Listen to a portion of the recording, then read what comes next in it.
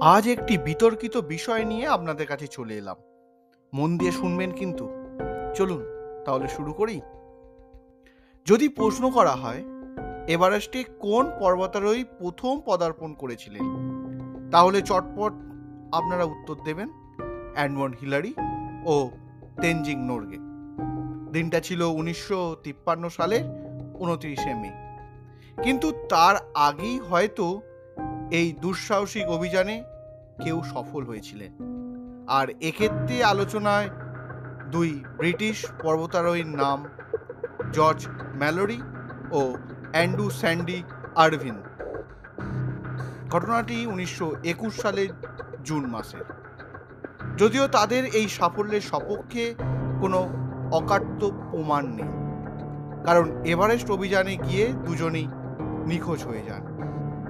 1999 সালের মে মাসে 8,155 মিটার মানে 26,755 ফুট উচ্চতায় ম্যালোরির মৃতদেহ উদ্ধার করা হয়। আর অ্যান্ড্রুর মৃতদেহের খোঁজ এখনো মেলেনি। তবে পারিপার্শ্বিক তথ্য বিশ্লেষণ করলে মনে করা যেতে পারে তারা হয়তো এভারেস্টের শিখর ছুঁয়েছিলেন। কি সেই তথ্য? প্রথমত, ম্যালোরির পকেটে স্ত্রীর ছবি ছিল। তার মেয়ে জানিয়েছেন ছবিটি এভারেস্টের শিখরে রেখে আসবেন বলে জানিয়েছিলেন ম্যালোরি। তার মৃতদেহ উদ্ধারের পর কিন্তু সেই ছবিটি পাওয়া যায়নি।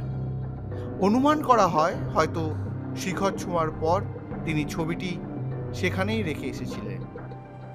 দ্বিতীয়ত, ম্যালোরির স্নো গগলসটি তার পকেটে ছিল, যা থেকে মনে করা হচ্ছে শিখর ছোঁয়ার পর তারা বেলার দিকে নামা শুরু করেন। এছাড়াও 1933 সালে 8,460 মিটার মানে 27,760 ফুট উচ্চতায় তাদের ব্যবহৃত বরফ কুঠারটি উদ্ধার করা হয়।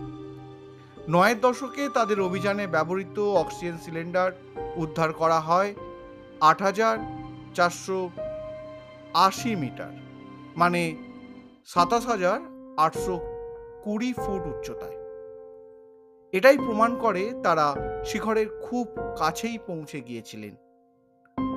আরভিনের ডায়েরি থেকে জানা গিয়েছে তাদের সঙ্গে দুটি ভেস্ট পকেট কোডাক ক্যামেরা ছিল। সেগুলির অবশ্য খোঁজ এখনো মেলেনি। কিন্তু যাই হোক, আপনারা এভারেস্ট নিয়ে অনেক তথ্য পেয়েছেন। এই তথ্য আপনাদের কতটা নতুনত্বের স্বাদ দিল সেটা অবশ্যই আমাকে জানাবেন। আর প্রথমেই বললাম বিতর্কিত, তাই যদি কিছু বিতর্ক হয়েই থাকে, মনের প্রশ্ন থাকে, সেটা অবশ্যই আমাকে জানাবেন, লিখে জানাবেন। আর আজকে যে সমস্ত তথ্যগুলো দিলাম আপনাদের, সেটা পেতে সাহায্য করেছে বর্তমান পত্রিকা। বিশেষ কৃতজ্ঞতা বর্তমান পত্রিকাকে। আজ এখানেই শেষ করব। দেখা হচ্ছে ঠিক এই সময় নতুন কোনো তথ্য নিয়ে, অন্য দিনের মতো। আর হ্যাঁ, নতুন যারা শুনছেন তারা অবশ্যই একটা লাইক বা কিছু কমেন্ট অবশ্যই করবেন, এই আশা রাখি। আজ এখানেই শেষ করছি। দেখা হচ্ছে ঠিক এই সময়। ততক্ষণের জন্য টাটা।